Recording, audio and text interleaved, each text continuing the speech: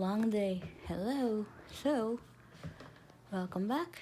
If anybody is sighted and they're new and they haven't seen my face before, I'm Louise and I love to go camping as a visually impaired camper. So, I will share a little bit about it. I'm going to talk about my background with camping and how I enjoy it and some more things that will surprise you. So, let's get started. And before you keep watching, make sure you hit subscribe and click on notification bell to stay up to date whenever I upload. And follow me on Facebook, Louise Arellano, and also on Instagram for those who have it, Louise Arellano 818. That's my profile for Instagram. So, without further ado, let's get to it. So, summer camp, I started going about 7 or 8. Found out about it from online, so I couldn't wait to do it when I was younger. Was I nervous? Nope. I was excited. I could not wait to leave the house, and I got my chance. I started going when I was in about elementary, first grade. Had a lot of fun. Went swimming, played sports, which I know what you guys are wondering. How does a visually impaired person play sports? That's easy. Goal ball has the bells inside, so you know when the ball's coming toward you. Basketball, you'll have a person clap where the basket is before you throw the ball in. Beep baseball, the ball has a beeper in it. There is beep kickball, where you kick the ball, it has a beeper in it. There's golf, where you hit the golf ball toward the person clapping. And there's also track and field, where you run and hold onto a rope. So that's also adapted. But anyway, about sports. So been going to camp for quite a while now. I still do as an adult. Lots of fun.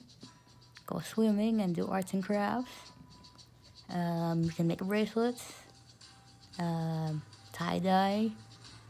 Just be careful with your clothes, because that stuff can stain. What else? Dream catchers. You can make picture frames. So they got some freestyle stuff you can do. Other craft projects, you may need a little instruction, depending on what it is. There's also finger painting. You don't have to see for that. You're obviously using your fingers. The climbing wall, I did that. You just climb up the wall. You go up little handholds. And archery, you'll have one person right by you, kind of helping you aim at the target if you need it. What else? There is swimming, did that. Horseback riding, you can have someone lead you around on the horse. We just go around the corral pretty much. We don't really go up any hills. It's all flat. And till this day, still go to camp. I make a lot of new friends there who are also visually impaired. So lots of fun. Food's pretty good. Sometimes it's hot dogs, hamburgers, or whatever else they have, some pasta dishes. So, the first year I went, I had a sandwich on the first day, and then we had some fish, what else? Some chicken, and a bunch of other good food. I won't go into too much detail or I'll make you guys hungry, but food's pretty good. There's also the salad bar, which I like. Healthy meal. You can build your own salad. I technically do. So when I went to camp for the first couple years as a kid, so lettuce in the bowl. There's different bowls.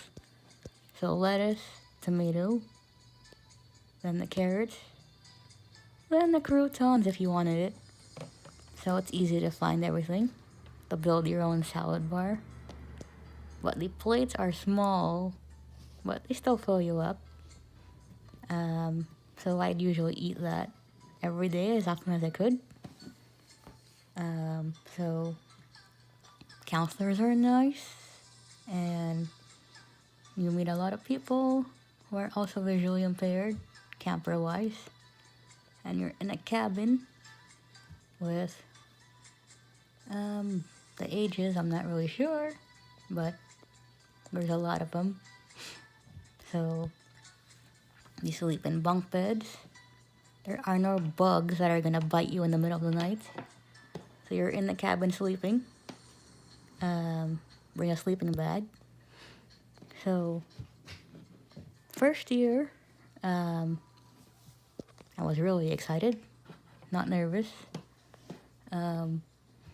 Homesickness does happen if you're new, going there when you're young, but I did not get that. I was actually eager to get away from the house, so had lots of fun. Second year, met a lot of new counselors, so there's different counselors every year who show up, but it's all pretty good. There are returning staff, but not all of them, but all part of the fun. There's also trips to the beach, deep sea fishing for the teenager session. That was fun, being out on the water and sleeping out in the tents and roasting marshmallows over the fire. That was fun. So age 7 to back in the day, it was like until 13, I went to elementary session. And then when I was 13, the name changed to achievement session, but still the same thing with summer games, track and field, archery. But you're divided up into different groups of countries when you do track and field, which was fun. 2004 was the year that I did achievement camp. 2005, started going to the teen camp. 2005 to 2008. And then adult session, I started going to that. So it was fun. It's a little bit shorter, but you do the same activities. If you're under 18, of course, the counselors will stay in the cabins because you're too young to be on your own. And when you're an adult, the counselors will sleep in separate cabins, but they're nearby if you need anything. But overall, camp experience pretty good. I love the food. Every year it gets better and better. And the activities are also fun. So camp people came to my school, mainly the camp directors, and talked about camp to some of us in first grade and people in other grade levels, since it was in the classroom. So that's when I started going to camp, when I was in first grade. So bring back memories. The traditions with camp are fun too. Lining up and doing cheers before dinner. That was fun. A lot of good memories. I loved going on the field trips and just overall having a good time. Sometimes I'm asked by people if there's a lot of activities that I like, and I love all of them. No particular favorite. I like them all. Sports, sometimes with kickball, if there's no bells available, you just tie a plastic bag around it, just put the ball inside, and then when you roll it, the other person can hear you, and they'll be able to find the ball. There is plenty of other things to do too. They do have braille cards to play in the evening if you wanted. Like Go Fish, and I think that's it as far as games go. One way to relax in the evening. The campfires were my favorite.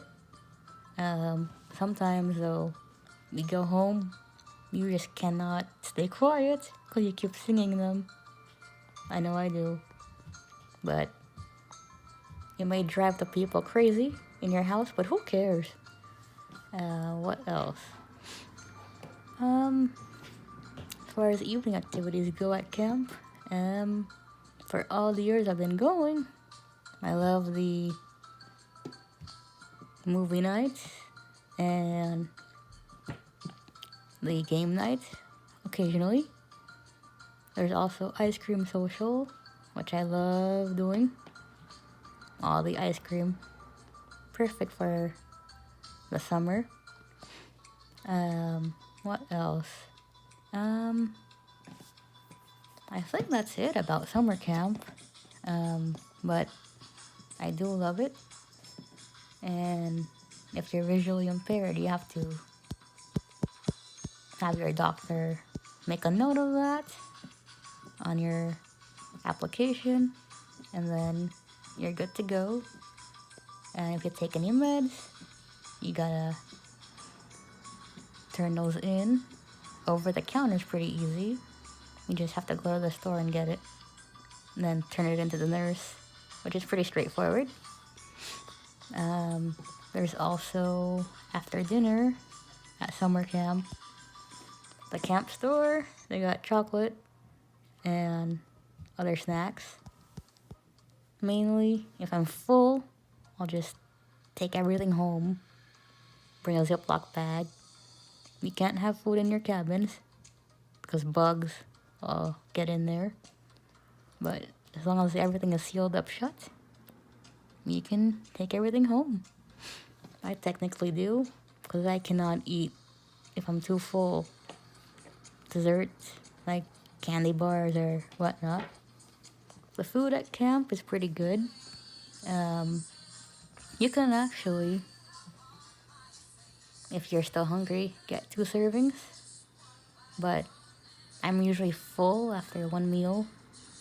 Sometimes there's fried chicken for dinner, and other times there's roast beef. Back in 2005, there was barbecue ribs for dinner. I loved it.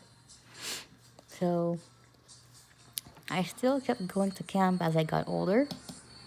So I started in the 1998. So not bad. I fell in love with it immediately. Up in Malibu, when you go, you take the bus from the junior blind and go there. Lots of fun. You meet a lot of new people. Some people have asked me about packing, so of course you do have to bring your t-shirts and pants and socks, underwear, if you of course, don't want to forget that. Pajamas for sleeping. Doesn't matter which kind they are. Toothbrush and your toothpaste. And as far as skin moisturizer, feel free. I brought coloring books to work in 2002 up to 2003.